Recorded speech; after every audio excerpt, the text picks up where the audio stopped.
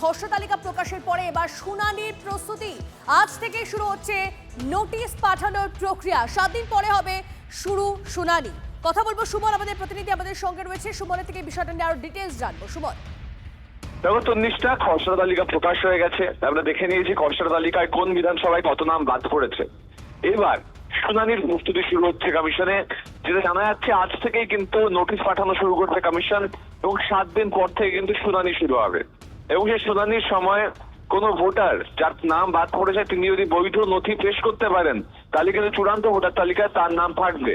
পাশাপাশি যে খসড়া তালিকা প্রকাশ হয়েছে সেটাতেও বেশ কিছু ভোটার রয়েছেন যাদেরকে নিয়ে কিন্তু সংবিধান কমিশন প্রয়োজনে তাদেরও কিন্তু শুনানিতে ডাকা হতে পারে, এমনটাই কমিশন সূত্রে খবর। তন্নিষ্ঠা, বেশ ধন্যবাদ সুমন।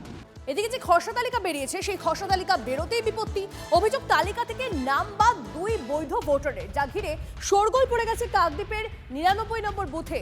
রশিদান বিবি ও মীরা নায়কের দাবি তারা একাধিকবার ভোট দিয়েছেন, নিয়ম মেনে এসআইআর ফর্ম ফিল আপ করেছেন, কিন্তু খসড়া তালিকায় তাদের নামই নেই।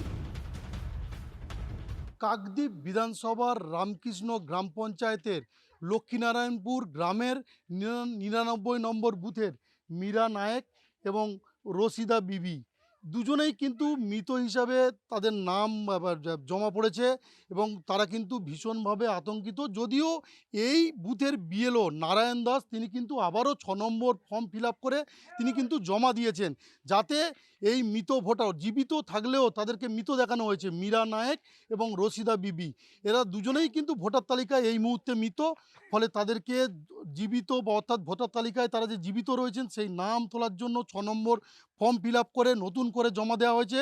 খুব শীঘ্রই তাদের নাম তুলে দেওয়া হবে। ইতিমধ্যে এই ঘটনা প্রকাশ্যে আসতেই জোর আলোড়ন ছড়িয়েছে এলাকায়।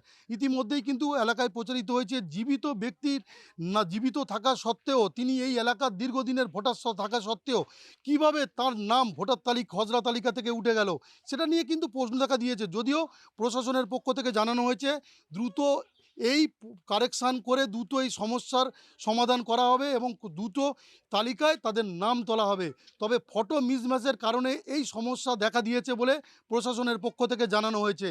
কাকদ্বীপ থেকে ক্যামেরায় সৌভিকের সঙ্গে শুভেন্দু হালদার, TV9 বাংলা। মরে গেছি না বেঁচে আছি? আমি তো বেঁচে আছি। এসআইআর ফর্ম ফিল আপ করেছিলেন? হ্যাঁ, আমি সামনে তো জেতা মানুষটা নিয়ে আছি, মরলাম কখন? কোনো যান্ত্রিক গোলযোগের কারণে কোনো এর কারণে আর কি, মানে ফটোটা ওখানে দেওয়া হয়নি বলে মিস হয়ে গেছে। কোনো কারণে অসুবিধা হয়ে গেছে যে এটা মানে সংশোধন করা যাবে নাকি, ওইটাই নিয়ে একটু সমস্যা হয়েছিল। কিন্তু এখন মনে হচ্ছে যে সংশোধন হয়ে যাবে, আমাদের কোনো অসুবিধা নেই। যেহেতু আমরা জীবিত বা আমাদের ভোটার আছে। তাদের হচ্ছে ফটো মিসম্যাচ ছিল, মানে মৃত দেখানো হয়েছে তো? মৃত দেখানো হয়নি, ডুপ্লিকেট ভোটারের লিস্টে দেখানো হতে মানে অলরেডি এনরোল বলে দেখানো হতে মানে কেটে গেছে। এটা কোনো নয়, টেকনিক্যাল ফল্ট।